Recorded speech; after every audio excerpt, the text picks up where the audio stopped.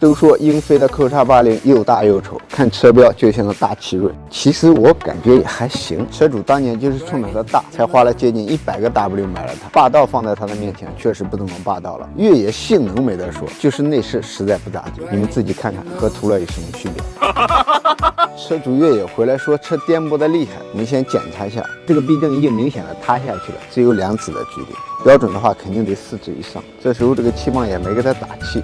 先检查一下它的保险丝是不是坏了。5.6 V8 400匹马力，比雷克萨斯570一点也不差，可咋就比别人少了几十个 W 呢？一个字，绝！打开保险丝盒看一下，保险丝是好的，那估计是后面气泵的问题，打气泵和避震的问题。等新的配件到了，装上去就好了。2天以后，新的避震已经装好了。这种避震确实还蛮特别的，它需要加油和排空，市面上确实少见。现在我们把轮胎装上去就搞定了。Q80性能对得起这个价格，颜值的话是各有各的理解，要不是内饰千年不变，不至于卖得像现在这么惨。